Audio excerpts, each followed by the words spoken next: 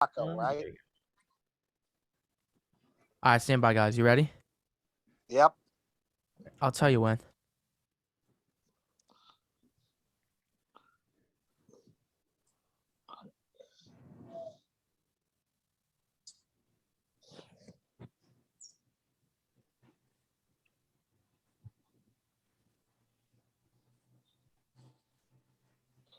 Go ahead.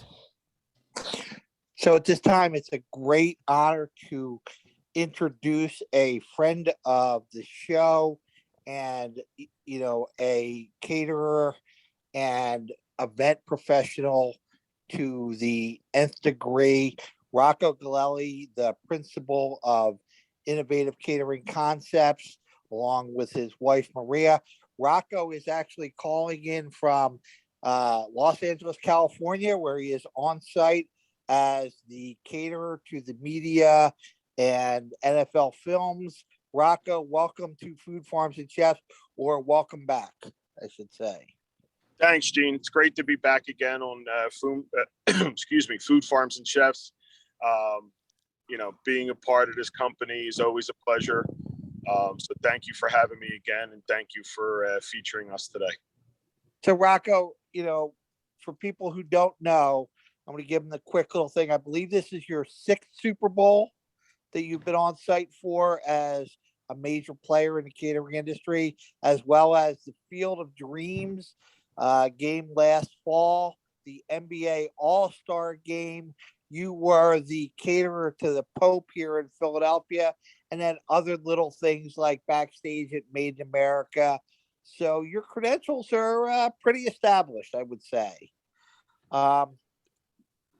Thanks, Gene. We appreciate it. I mean, I'm blessed with a great resume, and the wheelhouse that we're able to handle and the stuff that we've been able to do. We're very, very, very blessed, and thank God. I mean, I consider us still a glorified mom and pop, but I'm 3,000 miles away from home right now, catering the largest event in the world. So, absolutely. And this year you have picked up a little bit of an expanded role. You've always been, for the last 6 years, 7 years, actually, been as, involved with the Super Bowl, building a compound and feeding hundreds of people a meal, 3 meals a day. But this year you have a second location and you're on site doing the same for the NFL Honors, which actually kicks off Thursday night. Tell us a little bit about how that came about. A couple months ago, I got a call from my contact at NFL Films, and they said, "Hey, we have a contact over at NFL Honors that wants to consider catering." They heard that the quality and/or success of the catering that we have in our compound, and they're considering joining. Are you okay with that? And I'm like, we cook for 10, we'll cook for 10,000. The kitchen's still the same size. So we went back and forth for a little bit, and it's just worked out that we have a distribution set up on one side of the compound here that's about maybe solid 100 yards away, through two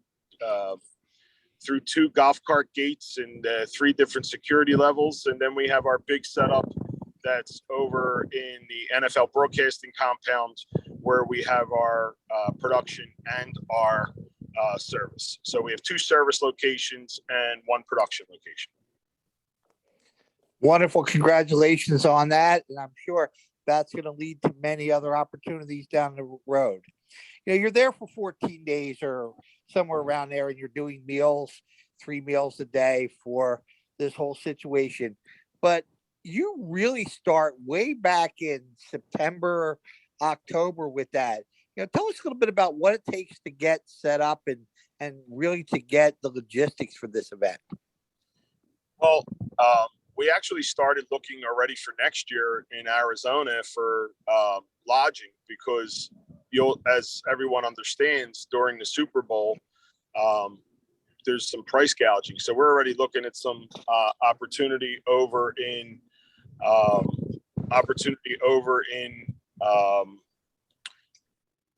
Arizona to see if we can get an Airbnb or to get something, because I bring out about 20 people And starting back in September, I'll fly out and do my pre-con. I have to identify my propane vendor. I have to identify whether it's going to be a U.S. food house or if we're going to another warehouse distribution company for food. I have to identify, which is probably the most important identification we have to do, is our ice cream vendor, because you have no idea how much novelty ice cream carries through this event. They're like little kids and they love it when the Mr. Softy guy comes down the street. So, but we identify that, our ice supplier, our refrigeration supplier, our water supplier. So we do all that research starting in September, and then I have to give a list of my workers in like October, so we can do background checks, because this is the largest event, and obviously security is crazy.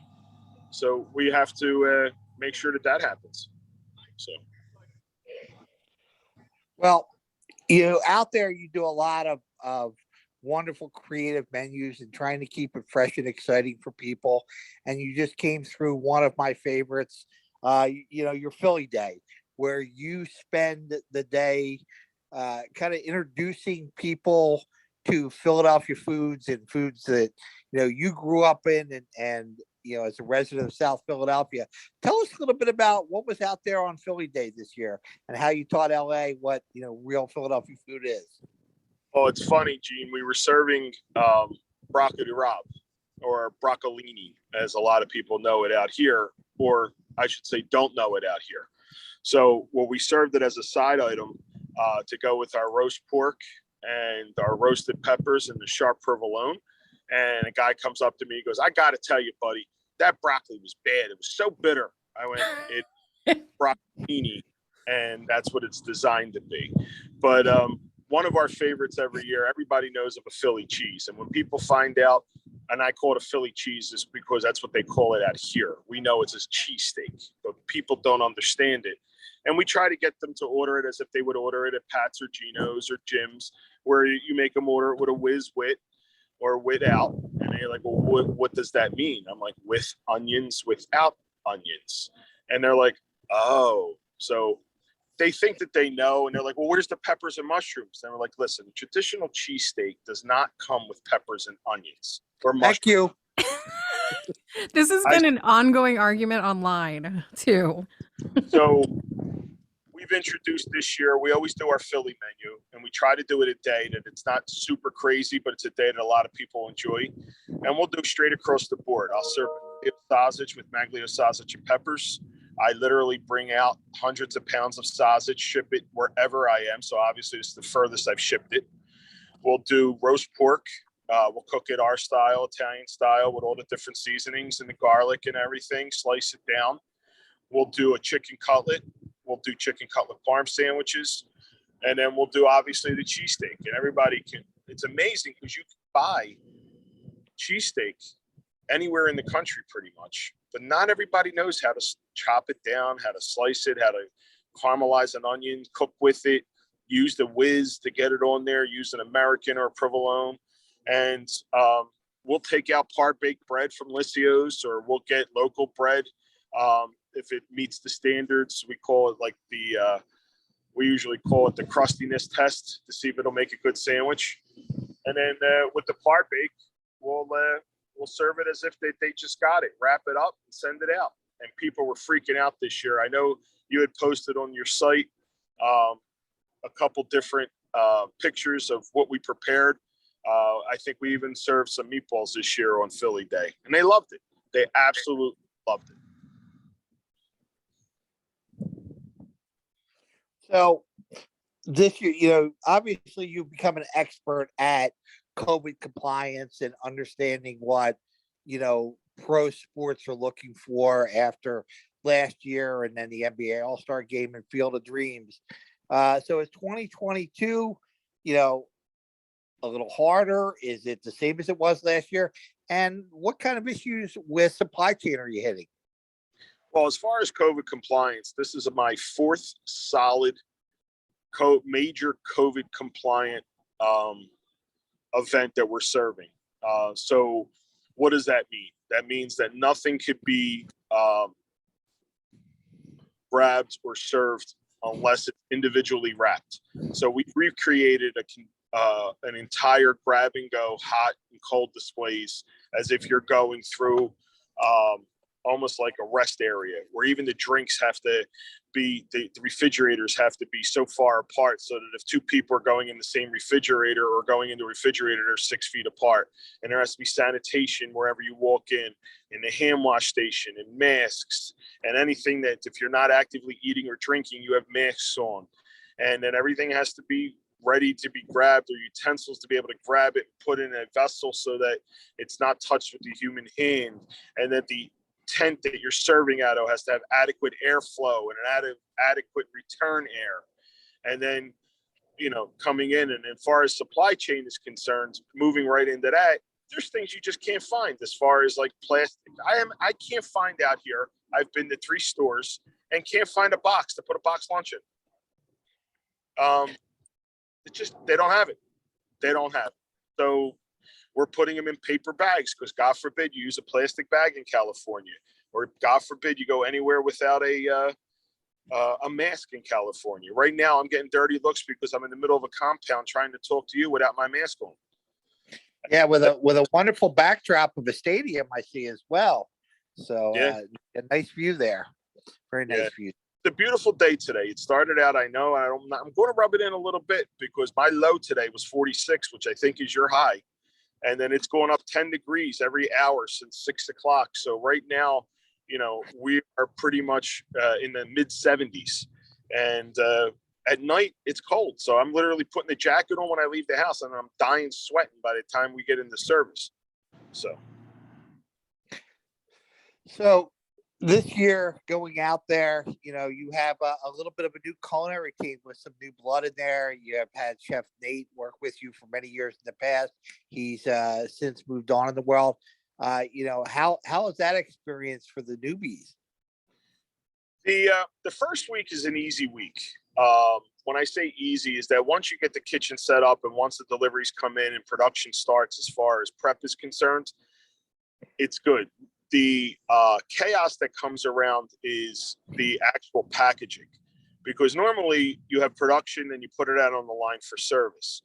But in COVID compliant serving, you have a whole in between chaotic assembly that we need to make sure that the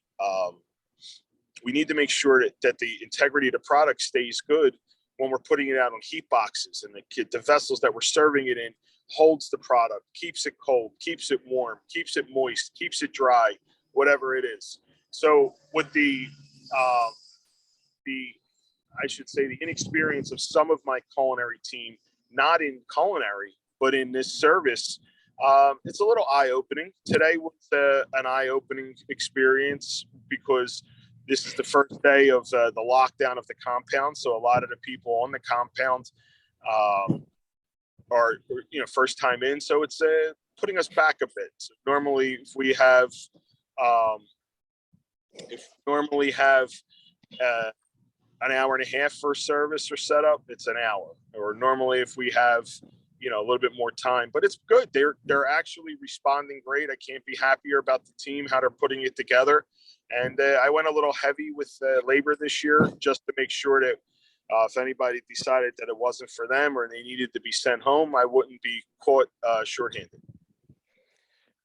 So tell all our listeners and everybody out there how they can bring Innovative Catering Concepts, the expertise in events and festivals and food trucks and everything you do, how they can bring that to their event and where they can find you and how they can reach out and get more information, not only about your local stuff here in Philadelphia, but doing events all through the nation.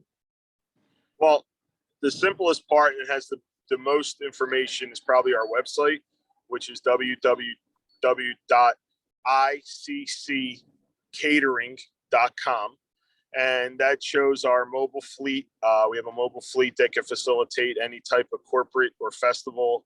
We're up to, I think it's 7 food trucks of the Philly Eats brand.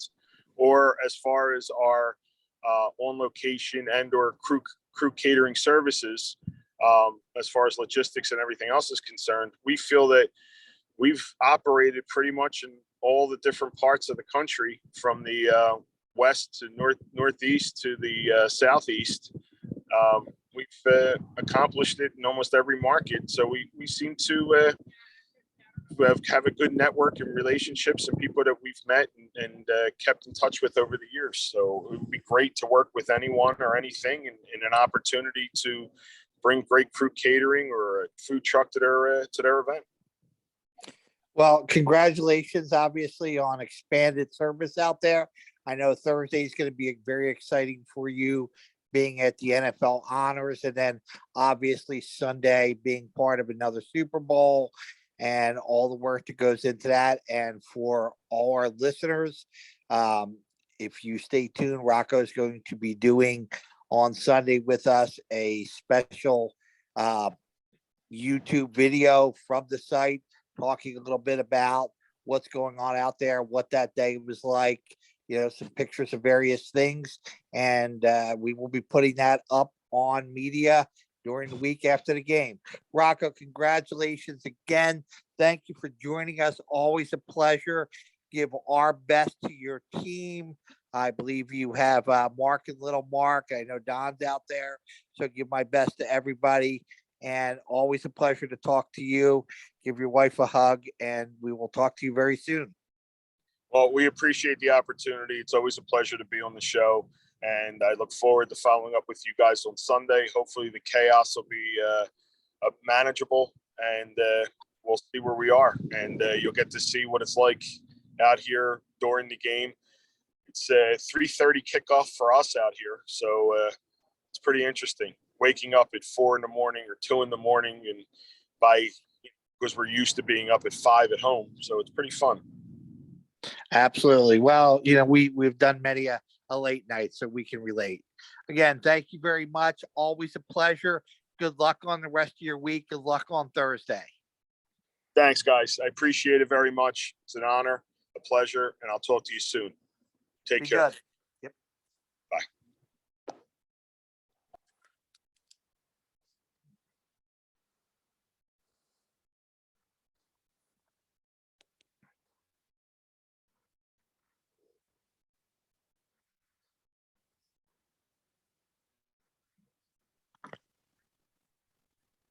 Okay, now we're gonna get ready. Stand by.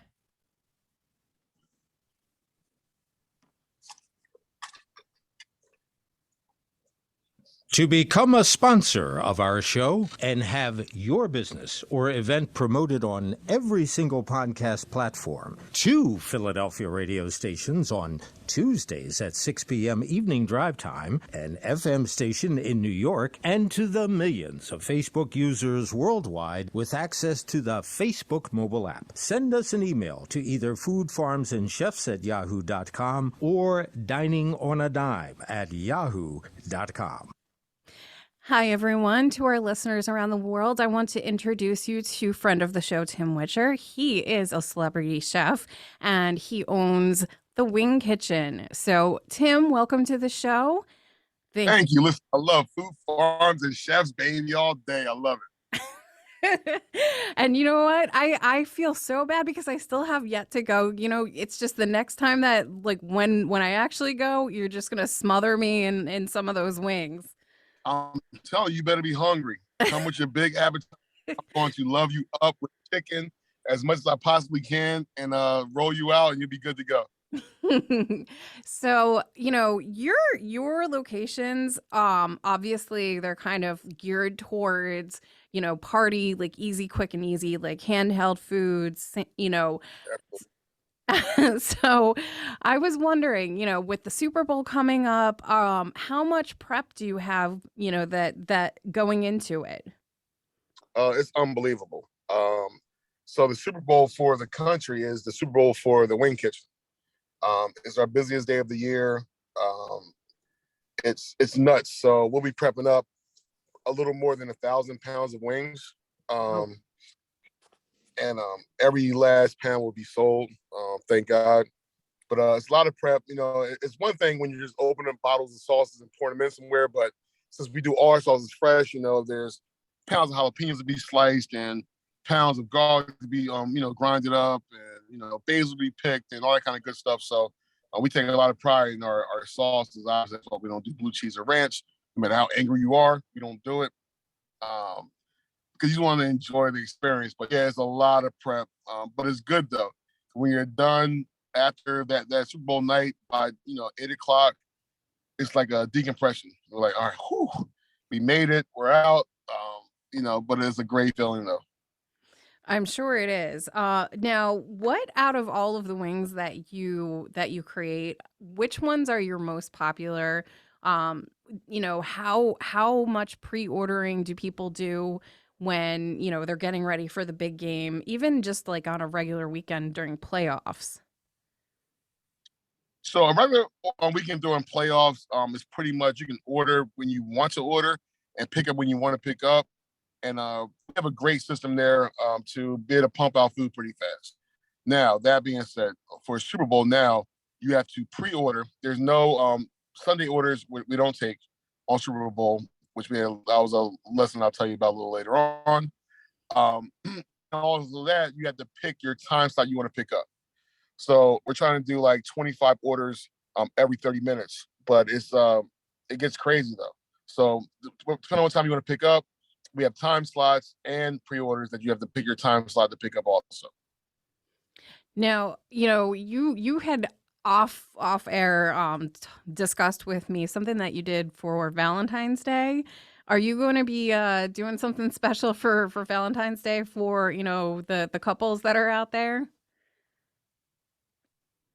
Listen, to all y'all lovers in the house, if you can't find now, I don't know, but I heard it was going to be a rose shortage. But the wing shortage is over, baby. Come get some wings. A dozen buffalo wings is so much better than a dozen red roses. What can you do with those afterwards? You can admire the dozen wings, look at the beautiful red sauce on top, and then enjoy them together. So we'll probably do some kind of like cool Valentine's Day special. And Valentine's Day this year is on Monday, right? Yes, it is on Monday. Yeah, so I might have to do like some kind of special champagne lobster sauce for them. What do you think? A champagne lobster sauce? Yeah, for the wings. Oh man. I mean, I definitely would be down for something special like that. You know what? Because you're inspiring me right now. I think I might do it. It's gonna be done. And maybe like a little, make it into like a thing with dessert too, because you have all those the donuts that you do, the butter. Yeah. So we did a white chocolate raspberry sauce a few years ago that was nuts. People asked me to do it again, but that would be a good one. Nice little white chocolate raspberry. And we do a champagne white chocolate raspberry dipping sauce for the fried donuts. I mean, yeah. Would you bring in some strawberries or anything like that? Slice up some strawberries to add on top of that? Listen, you about to be my new consultant. I like I mean, Gene's a very good consultant too. Like he's a chef, so and teaches too. But hey, if you need a consultant, Gene's my main man. Gene had me choked up a few minutes ago. It's Gene, I love you, bro. And no matter how little you think that you highlight me on, great African American chefs in the United States, man, and you doing something on me is very, very special to me, Gene. And I want you to always remember that, and I really appreciate it, brother. And it is. Go for it, Gene. one of the great things about this month and celebrating different people and going back to Cato Alexander, who was a bartender at the turn of the 1800s, and different people all the way through Hercules and great chefs and doing all that. There's so many opportunities, and we could focus about all your food TV stuff, and we could focus about your restaurants and your great flavors, and we could talk about your buttermilk deep fried cornbread with salted caramel sauce. We could talk about that all day. But you know what? You are so inspired to give young people everything you have learned and every opportunity you have had, that we need thousands of people just like you. It's really that simple. You are so highly motivated as a teacher and as a mentor that they're the things that really go and make a difference today. So thank you. Yeah, I appreciate it. So real quick, my grandfather, Julius Jones, passed before I was born. And my mother told me stories about him being a chef and for the Rockefellers in New York, and they're from Albany. And what was so great, I mean, he inspired me to be a chef, even though I never met him, just through my mom's stories and things. He only had probably a 7th grade education, taught himself how to read, off of cans and different things, and he got a job and worked his way up through the kitchen and ended up being an executive chef at a Jewish restaurant in New York, and was catering for the Rockefellers also. And just that mix of him having to leave out of education to provide for his family and then making a chef, it will bring the full circle for me to be a teacher and a chef, to give both back, which is beautiful. That's why my first son is named Julius after my grandfather. Oh, that's very sweet. Now, Awesome. since you are mentioning the fact that you're teaching, I wanted to plug the fact that you are coming back. You're, for anybody who's tuning in and seeing the YouTube video, and for our listeners on the radio, you can tune in on Food Farms and Chefs. We'll have a link up with the video with Tim Witcher. You're coming back from your teaching job, which, Yes. you are inspiring other, the younger generations to go out and learn how to cook, and how to, how you're just inspiring everyone, like Jean said. So why don't you tell us a little bit about some of the things that you teach? So I teach at the wonderful Camden County Technical Schools, the Gloucester campus, and I have wonderful students. I teach seniors for the most part. This year I have juniors and seniors. And so when they have, it's a 4-year program. When they get to me, it's a little more, rigorous. And we go through the basic things quickly, and then we kind of start doing all kind of regional, international. So now this month, my restaurant's open for the faculty room. And we're doing like some soul fusion, some different Caribbean stuff, some West African food, some, traditional Southern food, and kind of, bringing those flavors and mixing them in a different, kind of way. And it's just dynamic. It's so fun to see things that our students' grandparents made, and let's put a new age twist on it, and the flavors and being great. And them taking it back to their parents or back to their grandparents, and them being skeptical at first, but then like, wow, this is serious. It's just incredible. It's an incredible thing. So, and like I said, my sous chef at my restaurant is one of my former graduates. So he's been with me for the last 3.5 years. He runs my restaurants for me. We work on flavors and flavor profiles together for different things.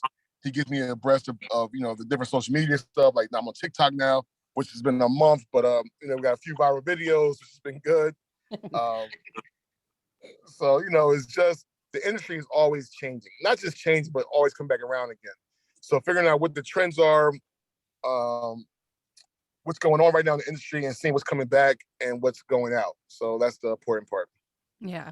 Now, one of the other things that I was just wondering is, you said that, a former student of yours who graduated is in your kitchen, has been for a while. Do you ever do any programs Yes. with the high school where you bring the students in, if they're interested, in your actual kitchen, so they get actual, hands-on experience in real time? Oh, absolutely. I mean, I have former state champions come back and train my students that are going into state competitions for Skills USA or FCCLA. They'll come back and do demonstrations. They'll come back and talk to the students.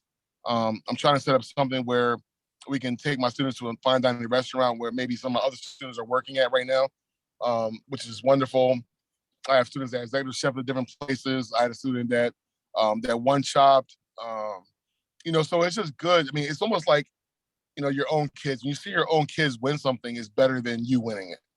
And that's how I feel. I mean, I've had the pleasure of, in 17 years, I've had 4 state champions in 17 years, and then a team of state champions also. And when you hear them call that student's name, I mean, I've beaten parents up to the stage to take pictures. I got a tear in my eye jumping out the stands and going up there. It's just a feeling that is undescribable. And to see these students and these young men and young women start from not knowing how to cook anything, or very few, or not wanting to taste anything. And going from there to doing wonderful things in the kitchen and running kitchens, it's really incredible. That's amazing. No, not to take away from everything that you're doing in the classroom, but I want to go back to the wing kitchen Wings, and baby. It's wing time. it's exactly it is 100% wings time. And I just want to have everybody know how they can, find you and how they can then, order the wings and what they can expect and what sauces you might recommend. The easiest way, if you go to thewingkitchen.com, it gives you all of their locations, the times. You can order right through the website. That's the very easiest way to do it. Our popular sauces, probably our most popular sauce right now is our sweet heat, which is a little spicy, sweet, a lot of different fresh flavors in there, which is wonderful. Our OG sauce is the garlic parm. That's our top selling sauce. It's very, very delicious. Smokehouse barbecue, buffalo. Those are all very popular ones. The undercover low key one, which is one of my favorite ones that we did in the very beginning, is honey jalapeno. It's not spicy. We take the seeds, we take the ribs out. It's just the pure flavor of the jalapeno itself. And that gets sweated with shallots and garlic and honey and stock and and brown sugar, and then it simmers down. It's wonderful. It's a beautiful sauce. Would you ever spike that sauce? Oh yeah. Oh yeah. Because Yeah. I'm a huge add alcohol. Yeah. So we're probably gonna do a Hennessy wing this weekend also, not for the Super Bowl though, but for Thursday, Friday, Saturday. But the Hennessy wings are incredible. Same thing, sweet, but you get that kind of little, I don't want to say grape, but you get that little bit of sweet at the end from the Hennessy itself after the alcohol burns off. That's a beautiful one. So like I said, but the honey jalapeno with a little Henny in it would be definitely beautiful. All right. So I look forward to that because I keep wanting to come to visit you. So that'll definitely. You better be ready. I might come snatch you up. You gonna walk into your car. I'm gonna snatch you up, and next thing you know, you're gonna have buttermilk fried donuts and cornbread in front of you, and you better be ready for it. I will not be opposed to that. All right, Tim, thank you so much for joining us again. And for everybody who's listening, tuning in, you can find him on the Wing Kitchen. And Tim, do you have a personal site that you want to plug? Yes, if you go to the Chef Witch on TikTok, Timothy Witcher on Instagram, and also I believe Timothy Witcher on Facebook. Come see me, check me out, follow us, see what we're doing, all kind of good stuff. Food farm, the chefs, baby, and wings. Let's do it. It's our Super Bowl. Enjoy it. All right, Tim, thank you so much for joining us. Thank you. Chef, you have a great day. Wings and to prosper.